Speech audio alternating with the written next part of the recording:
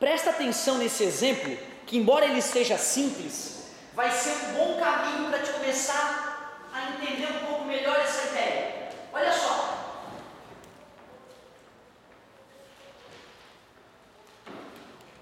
Eu vou pegar duas cargas elétricas, uma positiva Q1 de 7 vezes 10 na menos 6 coulombs, a 2 metros dessa carga tem um ponto X que não tem nada ali, e a 2 metros desse ponto X tem uma outra carga negativa de valor 9 vezes 10 na menos 6 coulombs. Eu faço duas perguntas. Qual é o valor do potencial elétrico resultante no ponto X? É uma pergunta importante. E se uma carguinha Q de 2 vezes 10 na menos 3 coulombs for colocada no ponto X, quanto de energia essa carguinha vai ter acumulada? Energia, para não confundir com o campo elétrico, eu vou chamar de W, trabalho. Ou posso chamar de energia potencial elétrica, que dá no mesmo. Se Q igual a for colocada em X, qual energia potencial elétrica? Cara, olha como vai ficar mais fácil a nossa vida, meu querido. Para calcular o potencial elétrico da carga 1, vai ser K vezes Q1 dividido por D. Única mudança, a distância não é mais ao quadrado. Que delícia. O valor do K, 9 vezes 10 na 9, continua o mesmo. Carga 1, 7 vezes 10 na menos 6, dividido por 2. V1 igual 9 e 7, 63. 63 dividido por 2, 31,5.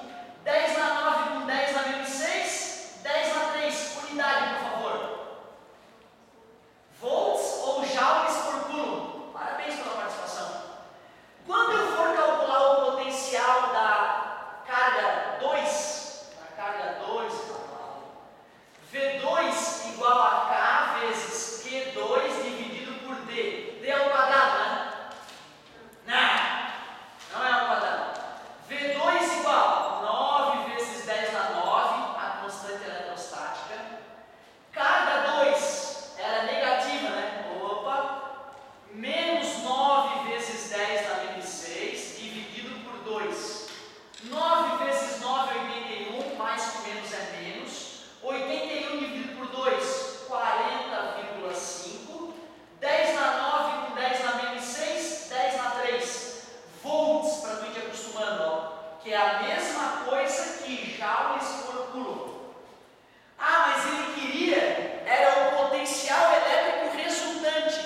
Para calcular o V resultante é só pegar o V1 e somar com o V2. Não tem que fazer Pitágoras, não tem que saber o ângulo entre eles, não tem que fazer a setinha. É muito mais gostoso. O V resultante vai ser, quanto é o V1? 31,5 vezes 10 na 3. Quanto vale o V2? Menos 40,5 vezes 10 na 3. O V resultante vai ficar igual 40,5 menos 31,5, 9. 10 na 3. Volts. Ô professor, peraí. Tu está me dizendo que é 9.000 volts? Não está exagerado isso não, professor? Não. Dentro de equipamentos elétricos como os celulares de vocês, podem ter regiões diminutas no aparelho com DDPs enormes, sem problema algum. Isso não significa grandes perigos. Não é negativo. Negativo, é óbvio. Negativo, sou retardado mental, por isso. O cara que gerou um potencial positivo gerou um potencial menor do que o negativo, né? Óbvio. Acabei de comentar que o potencial elétrico é uma grandeza S. K, claro. Ô, cara, antes, o que eu estava percebendo da galera, a dificuldade do pessoal quando trabalhava no campo elétrico era a setinha, era o vetor. Até porque não estudaram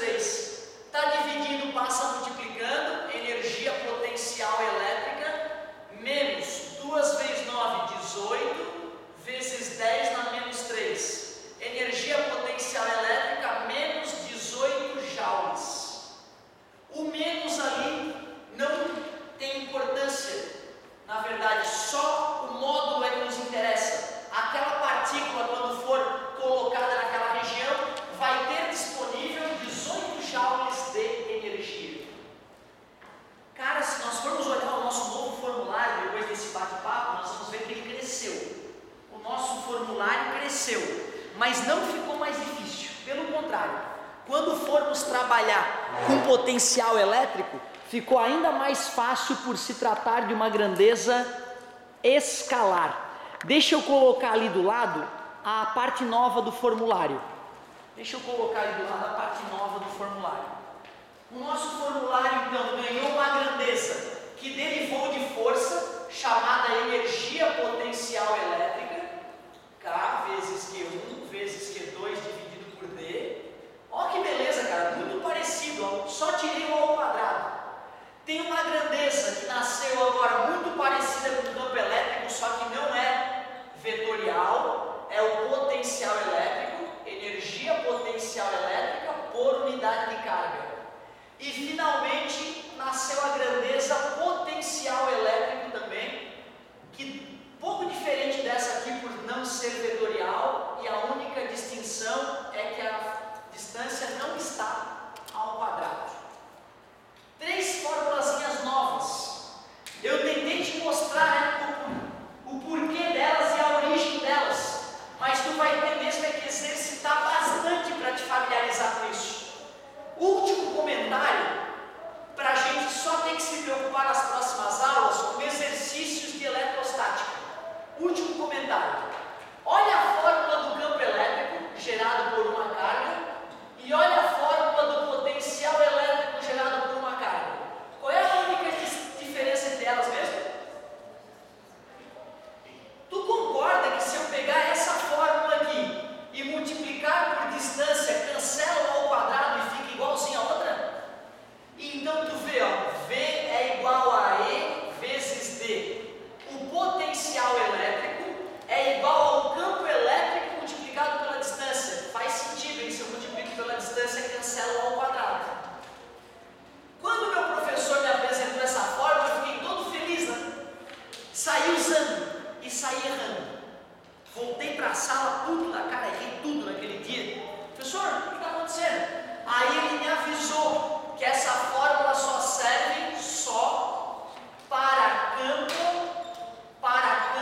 elétrico uniforme. O que é campo elétrico uniforme? É aquele que apresenta o mesmo valor em todos os seus pontos. Vou exemplificar para vocês aqui o que é um campo elétrico uniforme.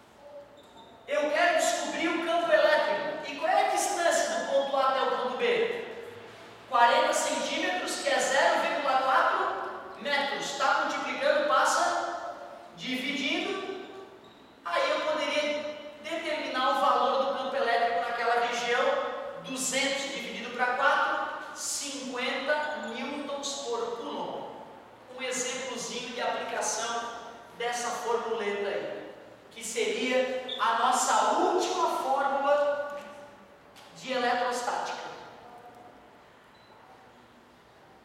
Cara, te juro, daqui por diante é só fazer exercício e dar um jeito de encaixar essas coisas invisíveis no coração da gente. Eu já te confessei, eu levei uma década para acordar na minha cama de manhã e pensar, eu sei o que é potencial elétrico. Entendo, 220 volts, eu sei o que é. Demorei 10 anos trabalhando com o assunto. Tu imagina um cara que só vai fazer vestibular, né? É uma tarefa difícil que tu tem. Mas eu, mais uma vez, cara, palavra de honra, se tu exercitar, uma hora não vai ficar tão terrível, uma hora não vai ficar tão absurdo a ideia.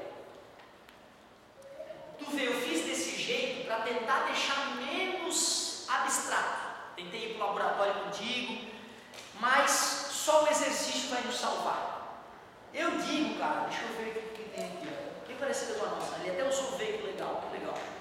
Eu digo que eu só vou usar essa teoria que a gente trabalhou hoje para avançar na matéria. Claro que eu tenho muita coisa para te contar ainda, mas por enquanto, cara, eu estou muito satisfeito até onde a gente chegou. Professor, como é que tu descobriu que o VAB deu 20? VAB, pessoal, nada mais é que o V do ponto A menos o V do ponto B, tá? VAB é só pegar o V do ponto A, que era 30, e diminuir o V do ponto B, que era 10. Por isso que o VAB deu 20, tá? Eu fiz de cabeça ali, e às vezes a gente faz muito rápido as coisas, né? Não custa. Isso aqui também apareceu na tua apostila, é importante tu saber isso. E para calcular uma diferença de potencial, é pegar o potencial de um ponto e subtrair o potencial do outro. Eu vou te liberar para tu arriscar a questão que tu quiser de eletrostática da tua apostila. Vamos ver quais são as páginas onde isso se encontra?